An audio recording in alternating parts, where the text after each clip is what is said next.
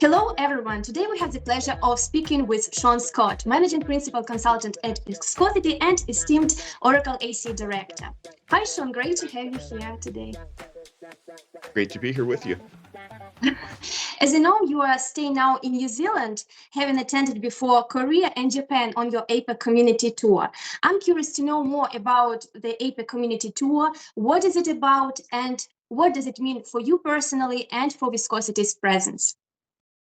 The ACE tour that we're on, and some of these community tours that the ACE program does, brings ACEs from around the world to different countries and allows the folks in those countries that might not otherwise have an opportunity to go to some of the larger conferences like Oracle Cloud World to have the opportunity to hear about some of the latest Oracle technologies and to work with and communicate with folks from the ACE community where we can share knowledge.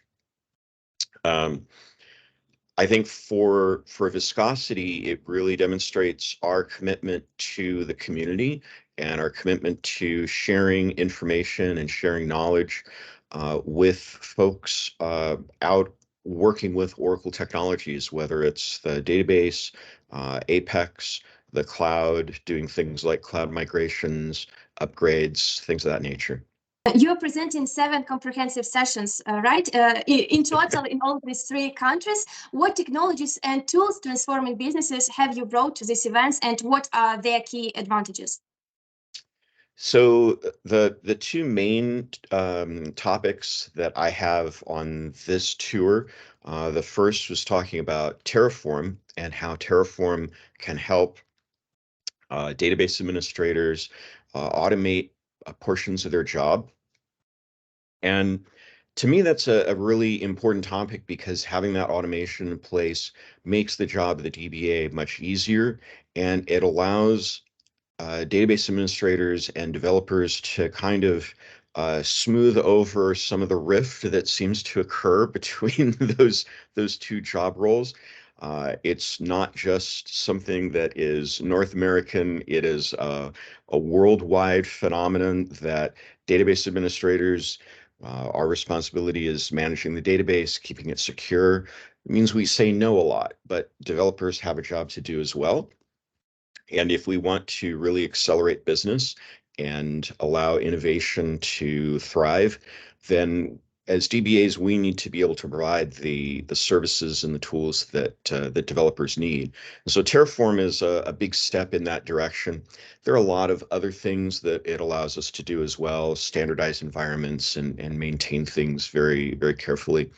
The other topic that I had on this tour was talking about cloud native databases.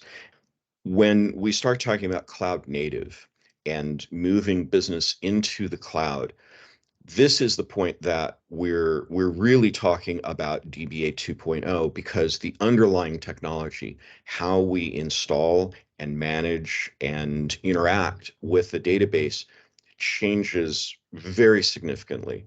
So if all a company has done is taken their on-premises database, shifted it into the cloud by putting it onto compute, they're not really in the cloud in the sense that they're taking advantage of the cloud's full capabilities.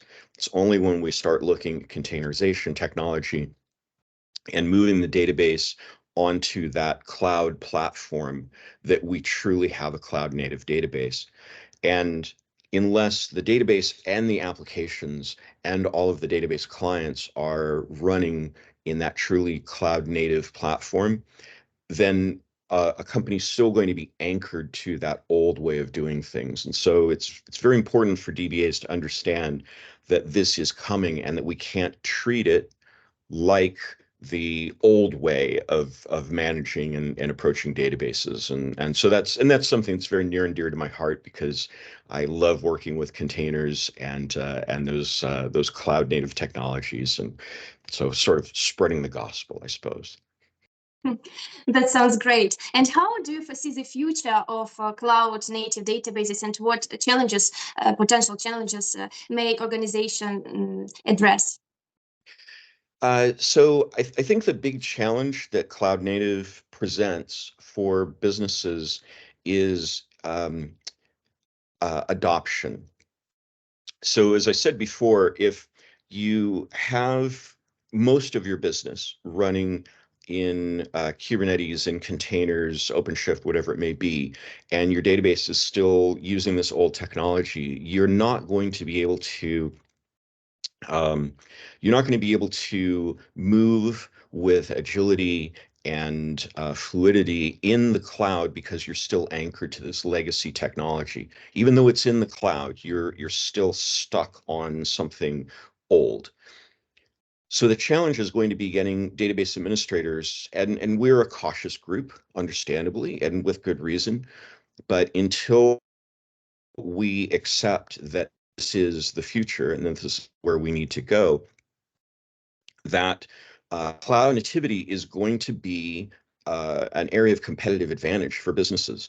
So if a company decides to commit to putting their entire platform, database included, into cloud native infrastructure, that's going to give them a definite competitive advantage over the rest of the marketplace. And this is where we're going to see this big shift, or the elbow of the curve, if you will, of getting companies into those technologies. You have visited such diverse countries in the Asian Pacific region, Korea, Japan, and New Zealand. What new developments, technologies, or emerging trends have you already observed during the tour?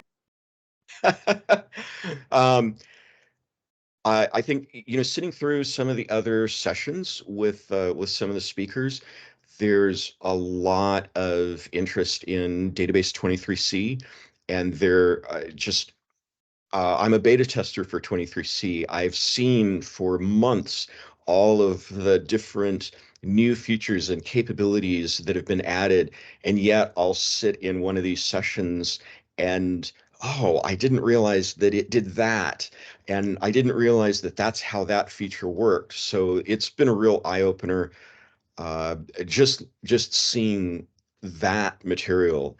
Um, and again, there's just been a tremendous interest in 23C, which is really encouraging, because often when we have a new database release, there's sort of a slow adoption and maybe a curiosity that goes with it, but not the really deep interest and the very thoughtful questions that are being asked about this particular release. So I think that's encouraging for as an indicator that people are really considering moving quickly to 23C.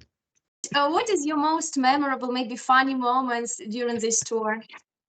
Um, uh, well, probably bringing honey into New Zealand. Uh, when I was in Japan, I love to cook. And I was in Japan, I was in a market, and I spotted a couple of interesting looking honeys, and I thought, oh, that would be great. I'll buy those.